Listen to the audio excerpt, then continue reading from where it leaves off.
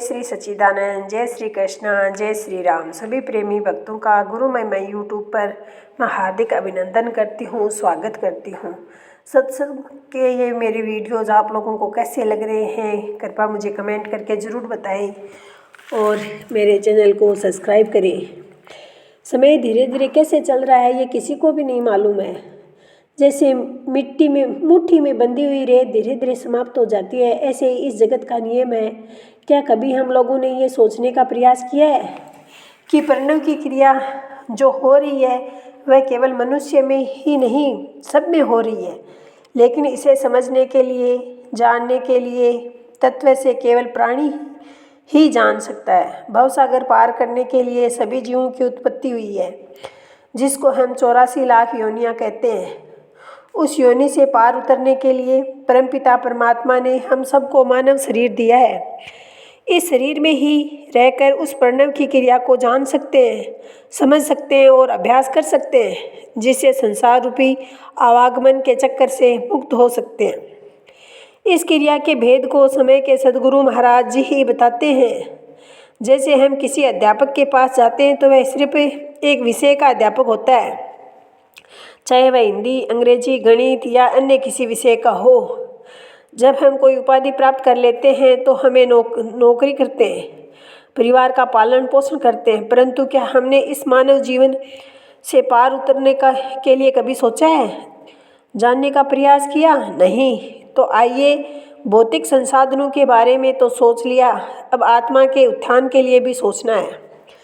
जीवन में हम सब बहुत कुछ करना चाहते हैं, लेकिन अपने जीवन में अगर हम संतुष्ट नहीं हैं, हम ही खुश नहीं हैं, तो हम खुशी या संतुष्टि किसी और को कैसे दे सकते हैं? क्या आपके पास एक बुझा हुआ दीपक है? आप किसी और दीपक को नहीं जला सकते। सबसे पहले एक दीपक को जलाने के लिए आपको एक प्रज्वलित दीपक चाहिए। ऐसे ही अगर मैं ही अंधकार में हूँ तो लोगों के जीवन में प्रकाश कैसे लाऊंगी? अगर मैं ही दुखी हूँ तो मैं संसार में दुख के प्रवाह को कैसे कोई बांटूंगा? अगर मैं इस असंतुष्ट हूँ तो मैं इस संसार में जाकर कहीं असंतुष्टि को ही फैलाऊंगा। यही संसार का दुख है, यही संसार का कष्ट है। हम सब भटके हुए हैं और एक भटका हुआ व्यक्ति किसी को मार्ग नहीं दिखा सकता। इसीलिए गुरु महाराज जी की और महापुरुष इस संसार में आते हैं और हमारे भारत देश की जो भूमि है इस पर तो एक तरह से महापुरुषों का आशीर्वाद ही रहा है। सारे धर्मों के महापुरुष इसी धरती पर जन्मे हैं। अलग अलग पंथों के द्वारा अध्यात्म का संदेश उन्होंने इस धरती पर दिया है।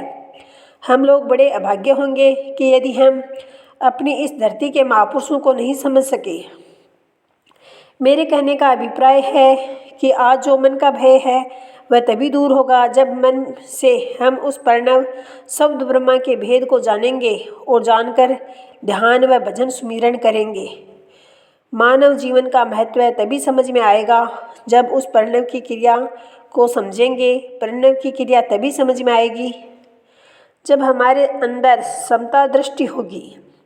समता दृष्टि आएगी कैसे? इसके लिए संतों के सानिध्य में जाकर सत्संग श्रवण करना पड़ेगा। सत्संग एक ऐसा सरोवर है जिसमें एक बार गोता लगाने से मन निर्मल हो जाता है और धीरे धीरे समता दृष्टि का आगमन होने लगता है। कण कण में परमात्मा का व्यापक रूप दृश्यमान होने लगता है। जब हम लोग ध्यान व भजन सुमिरन करते हैं तो हमारी असत्यता है वह हमसे परे हो जाती है और अंत में जो बचता है वह आपका पूर्ण सत्य है। तो अपने आप को जानना है तो आपको सबसे पहले जो संसार ने आपको समझाया है आपके अपने बारे में उससे परे होना होगा। एक जैन मुनि थे, वे अपने आश्रम में बैठे हुए थे। एक व्यक्ति उनके पास आता है और कहता है कि मुझे भी संसार के सत्य के बारे में बताइए। तो वे मुनि क्या करते हैं कि एक कप लेते हैं, उसमें पानी डालने लगते हैं। कप भर जाता है, उसे पानी बाहर बहने लगता है। जैन मुनि पानी डालते रहते हैं। थोड़े समय बाद वह व्यक्ति जो प्रश्न लेकर आया था वह कहता है, अरे गुरुदेव, आप ये क्या कर रहे हैं? ये कप भर गया है, इसमें और पानी समाएगा ही नहीं। अगर आपको इसके अंदर और पानी डालना है तो सबसे पहले इस भरे हुए कप को खाली करना होगा, तभी इसके अंदर और पानी समा सकता है। ये जो आप कर रहे हैं इसमें तो पानी बाहर बिखर जाएगा। तो वह जैन मुनि उस व्यक्ति को समझाते हैं कि तुम आए तो मेरे पास हो, लेकिन अपने मन का घड़ा भर के आए हो। तुम्हारे पास पहले ही ज्ञान है, तुम्हारे पास अहंकार है, तुम पहले से ही सब कुछ जानते हो। अगर तुम एक भरा हुआ मटका मेरे पास लाए हो तो मैं तुम्हें सत्य क्या है ये कभी नहीं समझा सकता। अतः सबसे पहले अपने आप को खाली करो, तभी जाकर सत्य को समझ सकते हो। और फिर उस सत्य को जानने के बाद निरंतर उसका अभ्यास करो, सुमिरन करो, भजन करो, हमेशा अपने गुरु आज्ञा में रहो।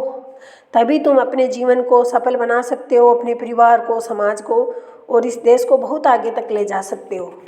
आध्यात्मिक जीवन में इससे जुड़े रहना ही हमारे जीवन का एक बहुत मधुर अनुभव होता है। जब आप नाम में, ध्यान में, भजन सुमिरन में बैठते हो तो आपको पता ही नहीं चलता कि आप उस अलौकिक ब्रह्मा से कैसे जुड़ जाते हो। आपको मेरा ये वीडियो कैसे लगा मुझे कमेंट करके ज़रूर बताइएगा। जय श्री सच्चिदानंद, बोले श्री सद्गुरुदेव महाराज की जय हो।